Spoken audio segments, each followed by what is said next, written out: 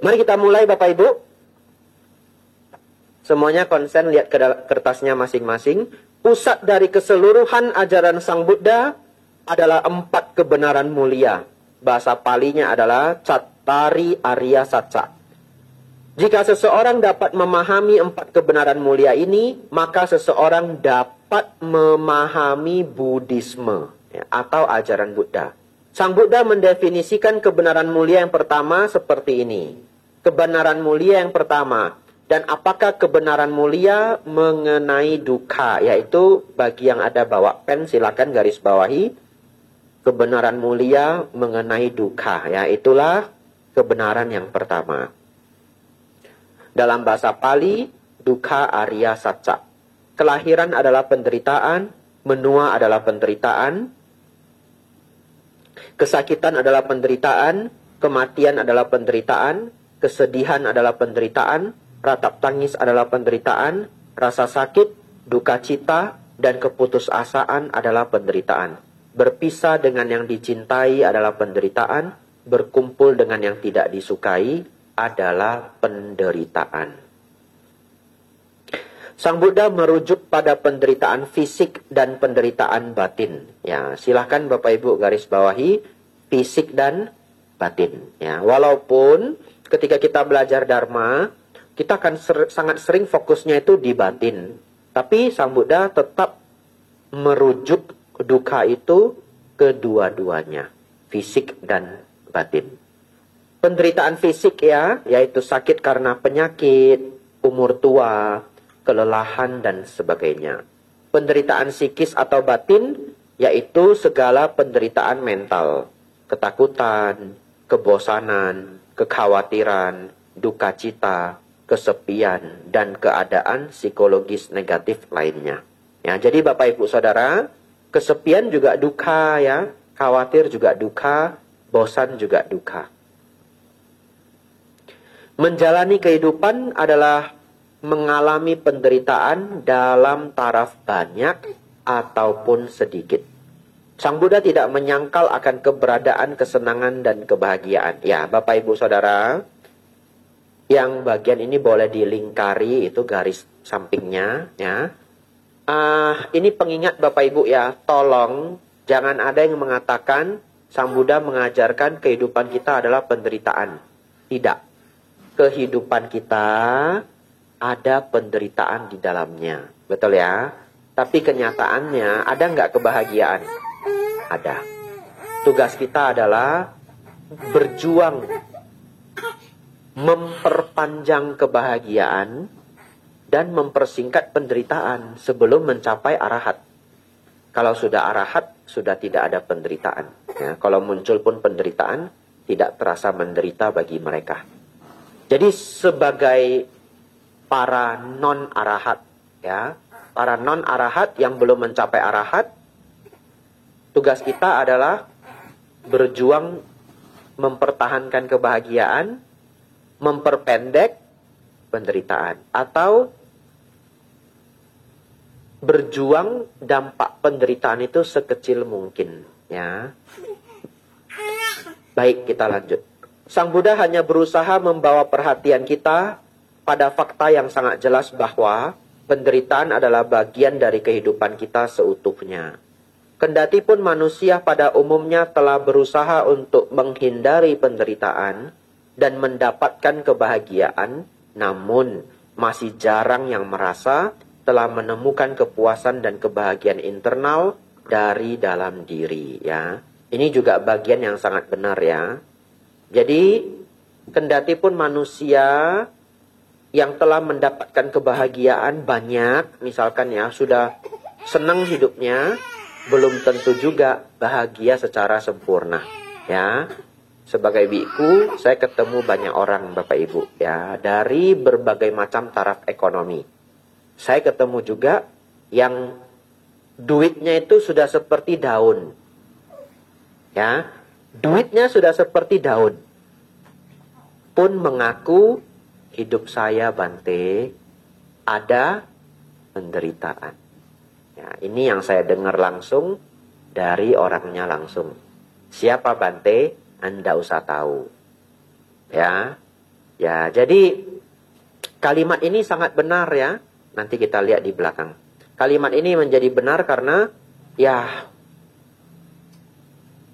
kekayaan itu tidak menjadi satu-satunya penentu kebahagiaan. Tapi saya mau bahas ini lagi nanti. Kita habiskan dulu kertas ini. Sang Buddha adalah dokter yang penuh cinta kasih yang telah menunjukkan kepada seluruh umat manusia bagaimana cara untuk mengatasi penderitaan, rasa sakit, kematian, dan kelahiran ulang. Dan bagaimana mencapai kebahagiaan nibbana. Kita balik ke halaman 1 Bapak Ibu.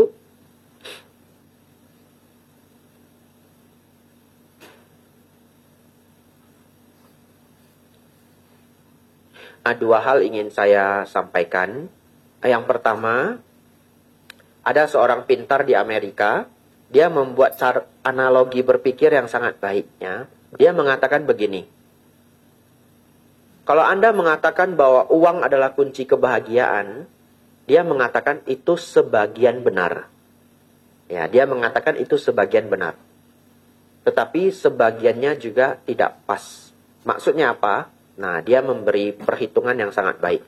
Dia mengatakan begini, katakanlah seseorang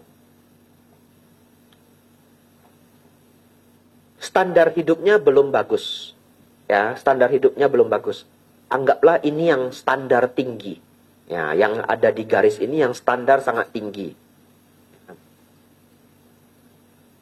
Nah, standar tinggi itu ho chia ho kun. Ya. Ya, ini yang ho chia ho kun. Chia chia cai kuan kun kun li kuan. Itu Hokkiennya ya. Ya, artinya apa Bante?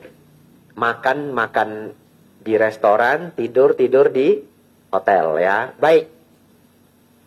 Ini yang standar bagus.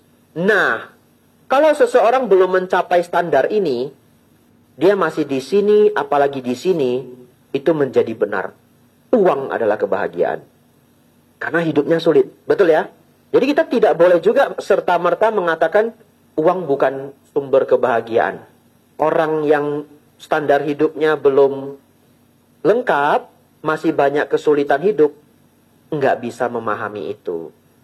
Ya, secara umum ya, kebanyakan tentu ada yang mampu memahami, tapi kebanyakan sulit memahami. Lalu, nah, orang pinter ini, siapa Bante orang pinter ini? Ya, saya sebut aja lah namanya. Namanya Naval Ravikant. Jadi dia mengatakan bahwa kalau standar kita belum tinggi, setiap penambahan kekayaan itu sangat terasa kebahagiaannya. Karena dia mulai dari nol. Ya, dia hidup dari seorang single parent, hidup sama mamanya, papa mamanya cerai, dia ikut mamanya. Mamanya kerja serabutan di Amerika, mereka sangat kesulitan ekonomi. Ya, dia imigran dari Sri Lanka, tinggal di Amerika. Jadi hidupnya sangat sulit. Pulang dari sekolah, dia dititipkan di perpustakaan. Bahkan tidak punya uang untuk dititipkan ke daycare atau tempat penitipan anak. Hari ini dia triliuner, sudah umur 50-an. Ya, jadi dia punya hak untuk mengatakan ini. Karena dia ngerasain semuanya. Jadi dia menceritakan pengalaman hidupnya. Dari nol sampai triliuner. Dia mengatakan bahwa, Pak, penambahan kekayaan itu sangat membahagiakan. Ketika taraf hidup dia rendah. Tapi ketika di satu titik, ya katakanlah kalau di Amerika kita ambil agak banyak dah. $700.000 lah gitu ya. Sekitar 10-an miliar gitu. Itu udah standar gitu. Dia mengatakan setelah capai titik ini, penambahan kekayaan sudah tidak banyak menambah kebahagiaan. Ya, bahkan kadang-kadang sudah tidak terasa. Ya, itu menurut Naval Ravikant. Saudara-saudari, lanjut.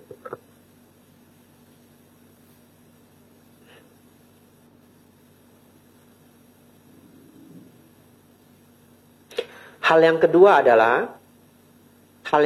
adalah segala bentuk kesenangan, pleasure ya, kesenangan yang kita alamin itu semuanya membiasa atau menguap.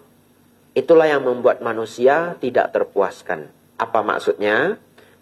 Kalau Anda dulu bermimpi ingin punya mobil bagus. Apa mobilnya Bante? Contoh Avanza. Sederhana, simple. Begitu sudah punya Avanza, bahagia enggak Bapak Ibu? Bahagia. Bahagia sekali. Wah, itu mobil dilihat nggak berkedip 2 minggu Bapak Ibu.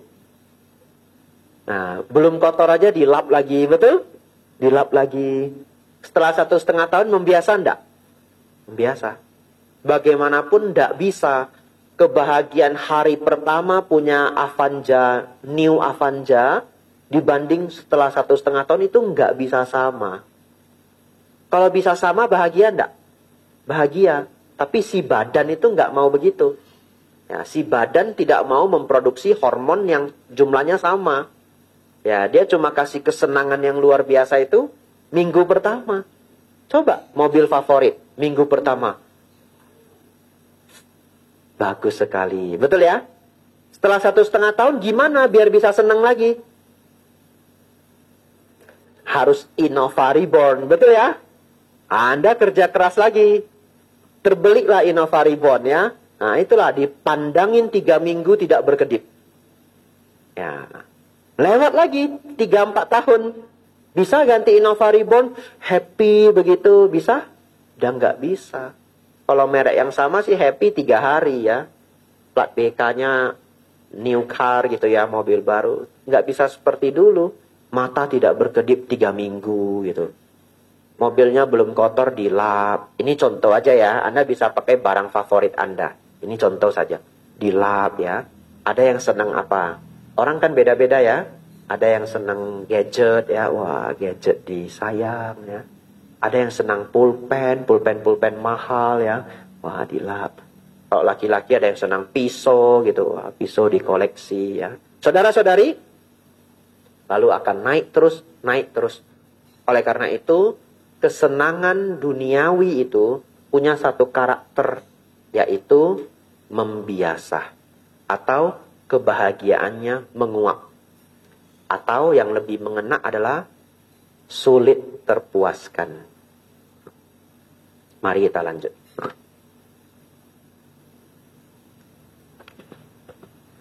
Dari sini kita dapat melihat bahwa ajaran Sang Buddha sangat berdasarkan kebenaran, saca. Penderitaan yang dijelaskan oleh Sang Buddha bukanlah kepercayaan semata. Bukan hal yang dipaksa agar kita percaya. Namun benar-benar adalah kebenaran yang telah kita semua jalani selama ini. Oleh karena itu, ajaran Sang Buddha dikenal sebagai ajaran yang berdasarkan pada kebenaran atau fakta. Bukan merupakan ajaran yang dipaksakan untuk dipercayai. Bapak, Ibu, Saudara, dari 4 kebenaran mulia ini, salah satu yang terpenting adalah nomor 2. Ya, jadi yang terpenting itu adalah nomor 2 dan nomor 4. Tapi untuk menjelaskan nomor 2, kita harus baca dulu nomor 1. Dan untuk menjelaskan nomor 4, kita perlu yang nomor 3. Tapi ibarat kata, kalau nomor 1 dan nomor 3 dibuang, ibarat kata ya, Anda hanya dapat nomor 2 dan nomor 4, Anda masih mampu memahami 4 kebenaran mulia. Ya, oleh karena itu yang nomor 2 ini sangat penting. Sebelum saya masuk ke nomor 2, saya mau memberi satu inspirasi. Bapak, Ibu, Saudara, ketika kita belajar Dharma, kita sudah paham bahwa penderitaan itu bisa muncul. Setuju ya? Dari berbagai aspek dengan berbagai bentuk. Tapi dengan belajar Dharma, kita punya kuasa, kita punya kemampuan untuk mengurangi dampaknya. Dampak apa, Bante? Dampak penderitaan. Saya ambil yang sangat umum, kemarahan. Bapak, Ibu, Saudara, setuju enggak? Diejek dengan kalimat yang sama sebelum belajar Dharma dan setelah belajar Dharma. Setelah belajar Dharma penderitaannya lebih sedikit, setuju? Sama kalimatnya, pedesnya sama, jahatnya sama. Ya, kita dihina contoh. Kamu dari dulu saya lihat ya, ngerjakan apa saja tidak berhasil. Bingung saya. Nah, contoh ya, Nah, itu hinaan yang menyedihkan. Apalagi orang ini adalah orang yang kita ingin dia bangga terhadap kita. Tapi kita malah diucapkan seperti itu. Sebelum belajar Dharma itu sakitnya luar biasa Bapak Ibu. Lalu Bapak Ibu rajin ikut SPD, ikut kelas Dharma dan sebagainya 1,5 tahun. Lalu kebijaksanaan Anda berkembang. Diucapkan seperti itu. Masih sakit hati Bapak Ibu? Masih, tapi berkurang. Itu artinya Anda tidak bisa mengontrol yang di luar, betul ya? Tapi Anda bisa mengontrol yang di dalam. Anda tidak bisa mengontrol agar karma buruk tidak berbuah. Tapi bagaimana Anda merespon, itu adalah hak Anda. Itu adalah kemampuan Anda. Itulah hadiah, salah satu hadiah terbesar dari ajaran Sang Buddha. Bagaimana Bante Utamo menyampaikannya? Kalau Bante Utamo mengatakan, semua yang di luar itu netral. Semua yang di luar itu netral. Kita menjadi sakit hati atau tidak, itu tergantung pada kita. Kita ingin meditasi, lalu di luar ribut ada suara. Kenapa Anda jengkel? Karena Anda punya keinginan. Ingin meditasi saya tenang. Ya. Tapi kalau Anda bisa mengubah yang di dalam, ini kata Bante Utamo ya, Anda bisa mengubah yang di dalam, ya dia kerja, ya dia ribut, biarlah dia kerja, biarlah dia ribut, saya masih bisa bermeditasi. Penderitaannya berkurang Bapak Ibu? Berkurang. Bapak Ibu Saudara, Anda datang ke wihara, tujuan paling mulianya adalah Anda mulai punya kekuatan, mulai punya kebijaksanaan, mulai punya kesaktian untuk mengurangi dampak duka. Ya. Dan yang tadi saya berikan contoh adalah kemarahan. Saya mau kasih satu contoh lagi.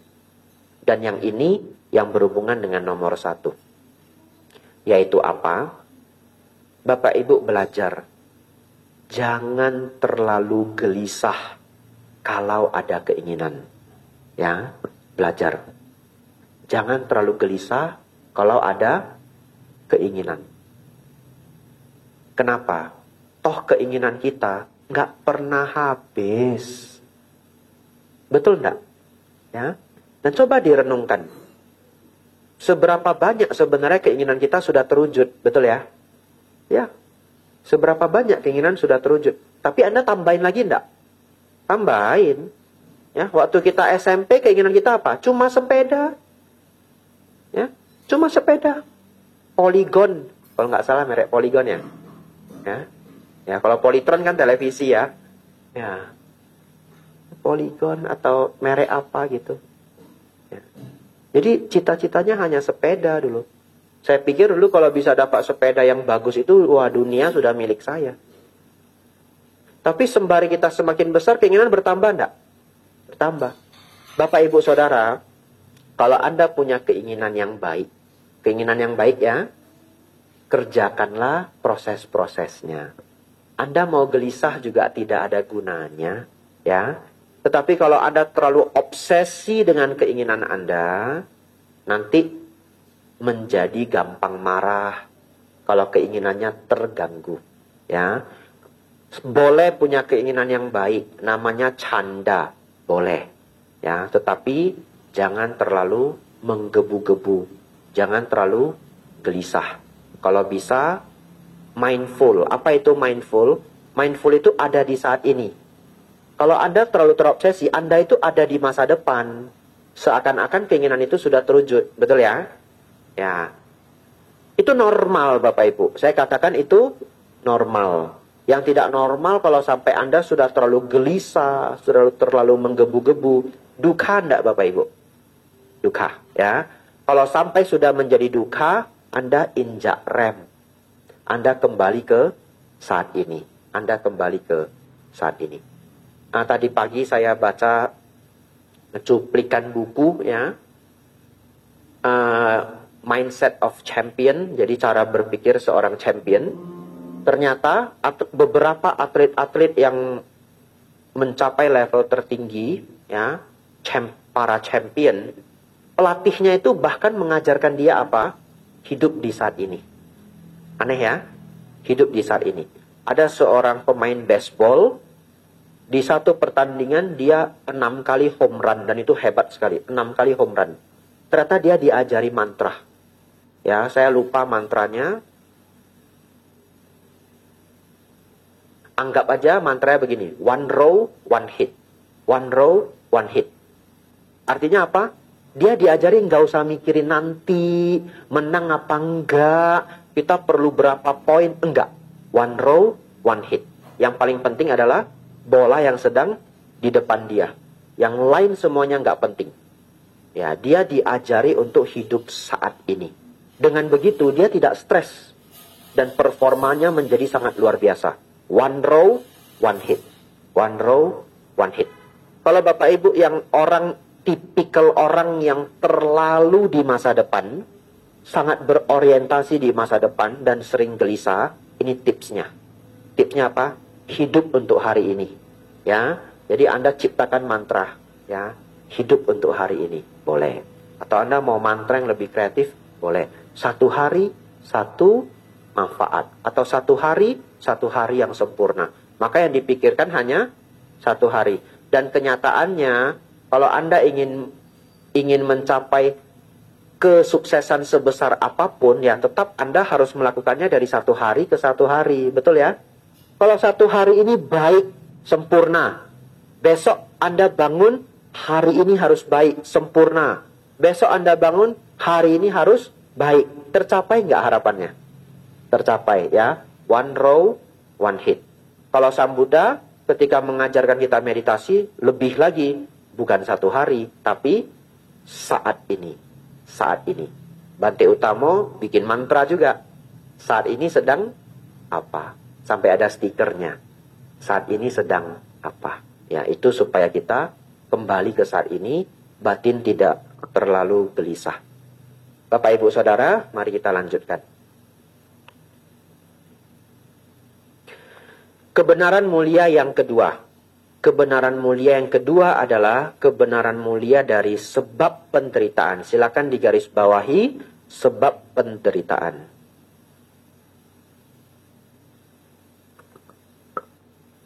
Dukkha samudaya arya saca. Sang Buddha memberitahukan kepada kita bahwa semua penderitaan yang kita alami secara langsung atau tidak langsung disebabkan oleh nafsu keinginan atau ketagihan, tanha, dan ketidaktahuan, awija. Nafsu keinginan ditambah ketidaktahuan adalah penderitaan. Bahasa palinya, tanha ditambah awija sama dengan dukkha. Bapak Ibu Saudara, rumus ini sangatlah kuat, sangatlah powerful, dan sangat sering salah kita pahami. Dan secara alamiah, kita memang sering salah memahami ini. Contoh,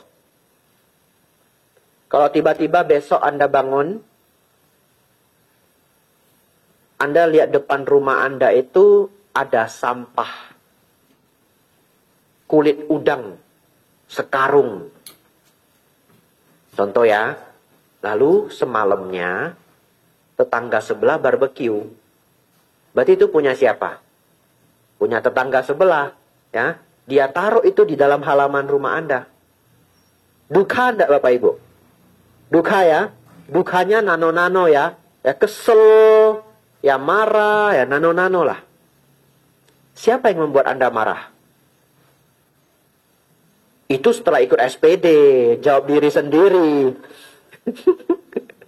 Betul ya? Itu karena lagi ikut dhamma kelas, jawabnya elegan. Diri sendiri, Bante. Tanha dan awija. Iya, itu pas di sini, Wihara Ratanagraha. Coba kalau pas setahun sebelumnya atau setahun yang akan datang. Betul ya? Dikasih itu, kulit udang 1 karung coba. Siapa yang salah? Pasti tetangga.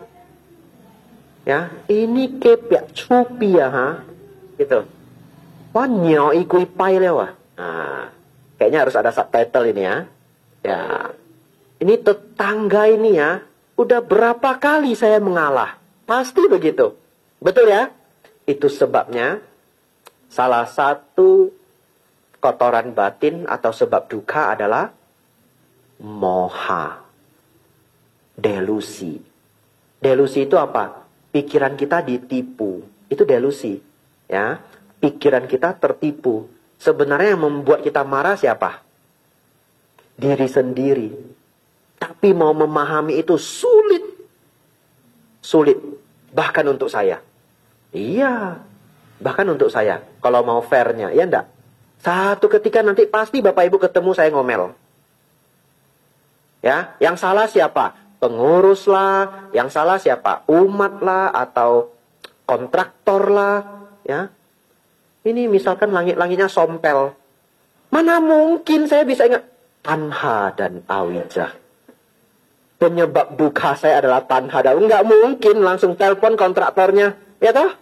Kok katanya sudah finishing? Ini sompel, ini gimana? Contoh ya. Contoh. Mudah-mudahan tidak ya. Mudah-mudahan pada waktunya begitu saya melihat sompel itu. Tanha dan awija. Ya. Saudara-saudari. Jadi rumus ini sangat powerful. Sangat powerful. Tapi apakah Anda mampu menjalaninya dalam kehidupan sehari-hari? Jawabannya mampu ketika ingat. Ya. Makanya harus sering-sering diingat. Kita baca penjelasannya. Sebagai contoh, seseorang dapat saja memiliki hasrat sangat tinggi. Nah, itu tadi ya pelajaran saya yang pertama. Hasrat tolong jangan terlalu tinggi ya. Ketika seseorang memiliki hasrat sangat tinggi untuk menjadi kaya, karena ia berpikir bahwa uang dapat membuatnya bahagia, oleh karena ia tidak sanggup menjadi kaya, ia menjadi frustasi dan tidak puas. Hubungan antara nafsu keinginan, yaitu menginginkan uang, dan ketidaktahuan, yaitu secara keliru mempercayai bahwa uang membawa kebahagiaan, secara sangat jelas terlihat sebagai sebab dari penderitaan orang tersebut. Sebelum balik, saya mau jelaskan. Contoh Bapak Ibu, ada 5 orang bekerja di perusahaan yang sama, kelima-limanya dapat income yang lebih kurang sama. Ya. Tapi Bapak Ibu Saudara, 5 orang ini 5 karakter. Kan ada satu orang, misalkan, yang dia hasrat menjadi kayanya sangat tinggi. Sudah bekerja 3 tahun, 4 tahun, belum kaya. Dan dia setiap hari stres. Ya. Tapi di antara 5 orang ini juga akan ada satu orang yang dia selalu berpuas diri. Bukan berarti dia tidak berkembang. Dia pun berkembang setiap tahunnya. Tapi dia berpuas diri. Contoh ini tidak fiksi. Saya dulu punya teman yang seperti itu. Ya, tidak saya sebut namanya. Orangnya sangat unik. Ya, dia pintar bekerja, setiap tahun dia selalu berkembang. Tapi kalau kita tanya dia, ya kita masih anak muda, kongko, semua pengen sukses, pengen jadi bos, dia selalu menjawab loh. Saya nggak tahu kenapa ya. Saya sangat puas dengan hidup saya. Loh jawaban dia. Saya sangat puas dengan hidup saya. Begini pun itu saya sudah bahagia sekali. Dia jawab begitu. Dia sudah menikah, dia sudah punya istri ya, dengan istri juga harmonis ya. Belum punya anak pada saat itu, dia menjawab itu. Itu pertama kali saya ketemu orang live gitu ya, yang mengatakan seperti itu. Ya. Umumnya kami para anak muda ya 15 tahun yang lalu wah menggebu-gebu. Ya ingin sukses, ingin sukses. Dia mengatakan, saya merasa, sampai dia merasa dirinya aneh. Karena teman-temannya nggak begitu. Ya dia bilang bahwa, saya merasa hidup saya ini sangat membahagiakan. Sangat puas. Tetapi dia pun tetap maju setiap tahunnya. Kita ambil contoh Bapak Ibu ya. Kalau ada 2 orang, yang satu berpuas diri dan terus berkembang, yang satu lagi selalu merasa menderita dan juga berkembang, manakah yang lebih untung Bapak Ibu? Yang menikmati prosesnya, betul? Ya, yang menikmati prosesnya. Dan lucunya di dunia ini Bapak Ibu, kita sering terlalu melihat tinggi hasil. Ya, saya ulangi, kita terlalu melihat tinggi dari hasil. Padahal sering banget loh, Bapak Ibu punya keinginan yang kuat, setelah dapat itu biasa-biasa aja. Pernah? Ngerti maksud saya? Ya, ternyata prosesnya itu juga adalah bagian dari hal yang bisa Bapak Ibu nikmati ya. Dalam bahasa ini nikmati gitu. Saya tidak ketemu kosakata yang lebih bagus. Ya, saudara-saudari, hubungan antara nafsu keinginan menginginkan uang dan ketidaktahuan secara keliru mempercayai bahwa uang membawa kebahagiaan secara sangat jelas terlihat sebagai sebab dari penderitaan orang tersebut. Kita balik Bapak Ibu. Ini aktor sangat terkenal ya, namanya Jim Carrey. Dia mengatakan bahwa saya berpikir setiap orang harus menjadi kaya dan terkenal dan melakukan segala sesuatu yang mereka impikan sehingga mereka dapat melihat bahwa itu bukanlah jawabannya. Dalam artiannya apa? Dia sebagai saksi hidup untuk kita semua Bapak Ibu. Dia sudah kaya, ya, dia punya status tinggi, dia juga terkenal, dia dapat semua. Tapi dia ngeklaim di sini bahwa ya dia juga bukan berarti bahagia secara sempurna, ya. Saudara-saudari, Jim Carrey itu sebelum sukses, dia saking kepengen suksesnya, dia tulis cek 10 juta dolar. Kalau saya tidak keliru angkanya 10 juta dolar, taruh di dompetnya. Ya, dan satu ketika dia beneran dapat kontrak sejumlah itu, ya. Tetapi ketika dia sudah mendapatkan semuanya, dia ngomong sendiri itu bukanlah jawabannya. Saudara-saudari, saya sudah sering dapat contoh-contoh seperti ini, tapi tidak saya keluarkan semuanya, ya. Salah satu yang lainnya adalah yang akhir-akhir ini terkenal, yaitu Ray Dalio. Ray Dalio itu pernah diinterview, dia orang terkaya di dunia urutan 50-an, ya. Dia pernah diinterview bagaimana cara menjadi kaya. Saking seringnya dia ditanya itu, dia bahkan males jawabnya.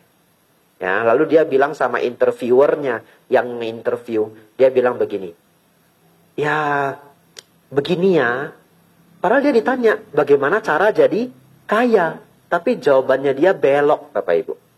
Dia malah jawab begini, begini ya, sebenarnya walaupun saya sudah bisa beli semua yang saya mau, sebenarnya dalam keseharian saya cuma menikmati 3 hal, dia bilang gitu. 3 hal ini paling membahagiakan saya. Apa yang 3 ini? 1, camping dengan anaknya. 2, membaca buku. 3, bermeditasi. Dia beneran senang bermeditasi. Sampai dia dedikasikan bikin 1 video meminta orang bermeditasi. Ya. Jadi saudara-saudari, maksud dia apa?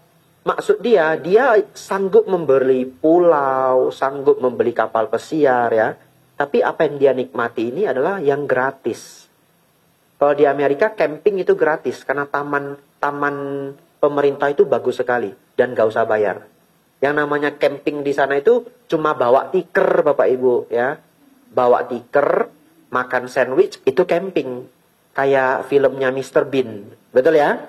Ya, bukan camping bawa kemah begitu, enggak. Duduk di atas rumput, pakai tikar, bawa jeruk, bawa sandwich, itu camping. Jadi Anda mau camping di depan itu bisa itu. Betul ya? Nah itu, taruh tikar, bawa sandwich, sama jeruk. Semoga Anda tidak diusir satpam. Ya, ya, saudara-saudari, kita lanjut. Tapi bagaimana nafsu keinginan dan ketidaktahuan menyebabkan penderitaan fisik? Hal ini dikarenakan nafsu keinginan menciptakan karma yang membawa pada kelahiran ulang. Menjadi terlahirkan artinya menjadi memiliki tubuh. Dan sebegitu kita telah memiliki tubuh, maka kita mudah tertimpa kecelakaan, luka, kesakitan, usia tua yang merupakan berbagai bentuk penderitaan fisik. Oleh karena itu, kita bisa mengatakan bahwa nafsu keinginan dan ketidaktahuan adalah penyebab dari penderitaan fisik. Bapak Ibu Saudara yang belum begitu paham paragraf ini dikasih tanda, nanti pulang Anda baca lagi, ya. Tapi Anda boleh menggarisbawahi ini. Nafsu keinginan yang di kalimat pertama, ya. Hal ini dikarenakan nafsu keinginan. Anda garis bawahi nafsu keinginan, ya, menciptakan karma, yaitu nafsu keinginan menciptakan karma. Jadi selama masih ada nafsu keinginan, karma masih terbentuk. Kalau karma masih terbentuk, lahir lagi, ya, membawa pada kelahiran ulang, ya. Begitu lahir, Anda pasti sakit, ya. Nggak ada orang lahir, nggak ada sakit. Anda mungkin bisa selamat dari sakit gigi. Ada orang tidak pernah ngalamin sakit gigi. Ini real. Ya, saya sudah ke banyak provinsi, saya coba. Siapa belum pernah sakit gigi? Nah, ada yang angkat tangan, 1-2 orang. Saya sudah survei di banyak provinsi. Ya, tapi tidak ada yang belum pernah sakit perut. Nggak ada. Ya, semuanya pasti pernah sakit perut. Ya, jadi, begitu kita lahir, kita tidak bisa luput dari sakit, tua, dan mati. Lanjut Bapak Ibu. Jika nafsu keinginan adalah penyebab penderitaan, apakah kita tidak boleh berjuang untuk hal apapun? Di sini Sang Buddha membedakan antara keinginan yang disertai kotoran batin, silakan digaris bawahi. Keinginan yang disertai kotoran batin disebut tanha, dan ketidaktahuan awija dengan keinginan yang tidak disertai kotoran batin dan tanpa kebodohan, canda. Anda garis bawahi tanha dan canda. Canda itu apa? Keinginan yang tidak disertai kotoran batin, ya. Jadi Bapak Ibu Saudara, hal-hal seperti keinginan untuk mencapai nibbana, menjadi orang tua yang baik, teman yang setia, rakyat yang bertanggung jawab, adalah contoh keinginan yang disertai dengan pengertian dan menghasilkan kebaikan bukan penderitaan. Ketika keinginan-keinginan adalah berdasarkan pengertian dan menghasilkan kebaikan, bukan penderitaan, sebagai sifat yang beretika dan menuju pada tujuan-tujuan yang berharga, keinginan-keinginan demikian adalah untuk dikejar. Bapak Ibu Saudara, setelah Anda belajar modul ini, tolong Bapak Ibu jangan mengatakan umat Buddha tidak ada keinginan, ya. Atau umat Buddha tidak baik punya keinginan. Atau Anda mungkin mengatakan semua keinginan itu membawa penderitaan. Itu keliru, ya. Keinginan itu ada 2 Bapak Ibu, yang buruk dan yang baik. Yang buruk namanya tanha, yang baik namanya canda. Ya, saya pernah ikut dhamma class di tempat lain. Mereka mempertanyakan ke guru yang mengajar, dan guru itu mengatakan, ya, semua keinginan itu penderitaan. Lalu ada umat yang nanya, umatnya pinter. Berarti keinginan untuk mencapai nibbana itu juga salah. Juga kotoran batin. Keinginan untuk mencapai nibbana jugalah kotoran batin. Berarti semua bodhisattva mengejar kotoran batin. Kan begitu ya? Ya. Lalu guru itu menjawab, ya. Ya. Di sini kita belajar bahwa tidak. Sang Buddha tidak mengatakan semua keinginan itu kotoran batin, ya. Keinginan itu ada yang baik dan ada yang buruk, ya. Jadi, keinginan untuk menjadi biku yang baik, keinginan mencapai nibbana, keinginan belajar dharma, tentu adalah keinginan-keinginan yang sangat terpuji. Saudara-saudari, ini pelajaran kita malam hari ini, kertas pertama, ya. Kertasnya sebenarnya 2 grup. Ya, PDF-nya saya pisah. Ini hari pertama, ini hari kedua, ya. Saya cek dulu apa yang belum saya sampaikan. Ya, di sini saya tulis ya, tapi tadi saya skip ya, karena khawatir waktunya tidak cukup. Karena kita masih ada 5 menit, jadi saya habiskan semua yang sudah saya tulis. Saya tulis juga di sini ya. Ada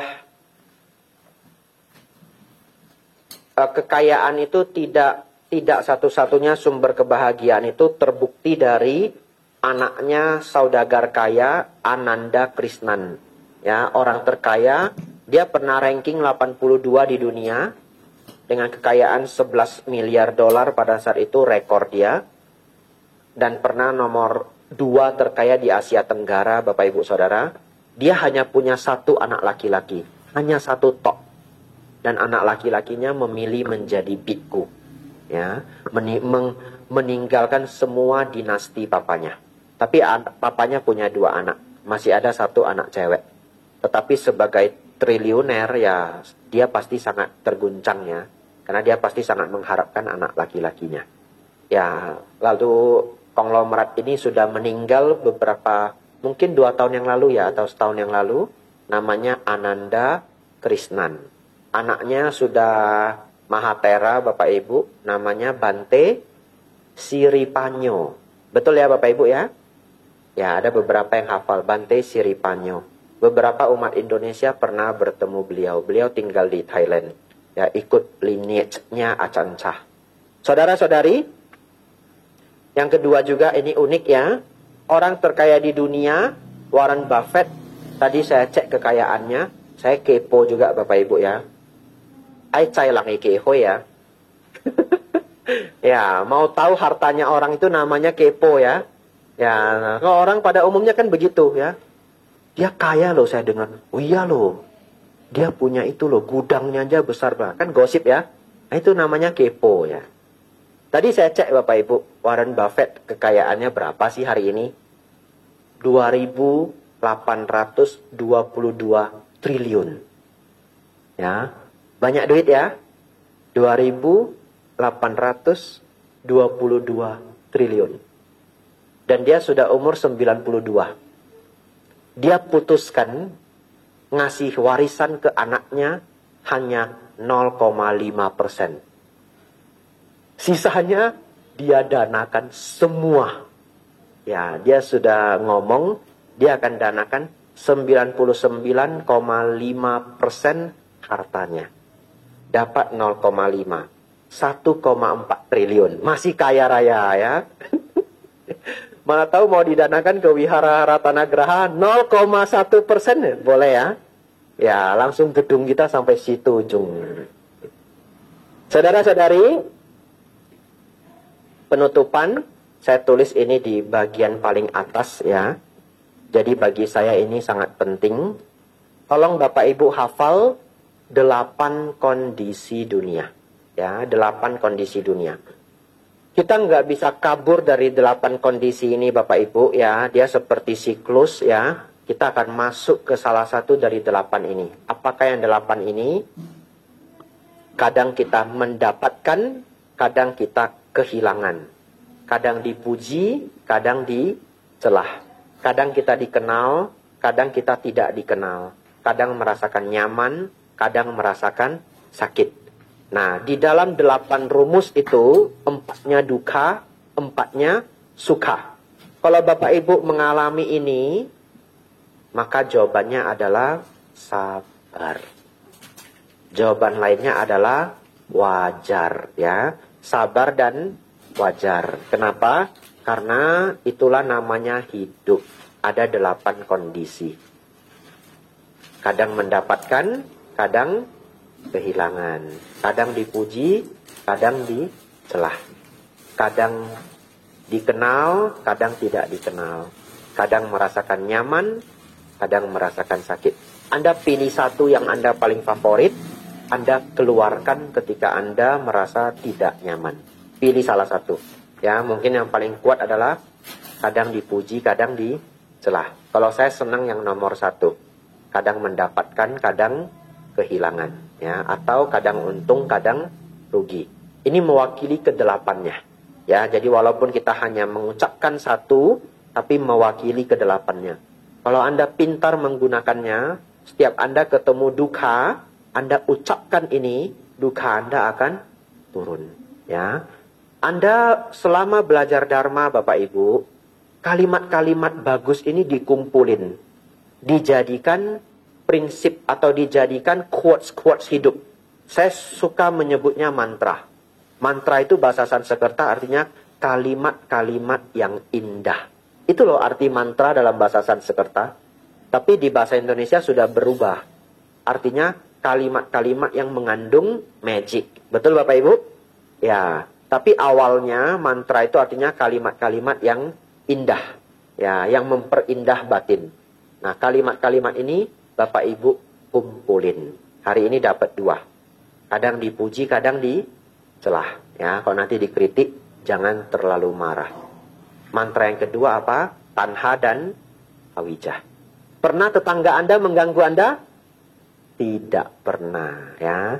Ibu-ibu pernah diganggu suaminya? Tidak pernah, ya. Bapak-bapak pernah diganggu istri? Tidak pernah. Hari ini saja. Karena ikut Damakras, ya. Bulan depan lupa, ya. Tidak mungkin itu ingat, ya. Ya, begitu istrinya ngomel, ikut ngomel, ya. Tapi kalau 3 hari ini bisalah, ya. Istrinya salah apa? Tanha dan Awija. Anumodana semuanya. Bawantu Sukitata. Semoga semua makhluk hidup berbahagia.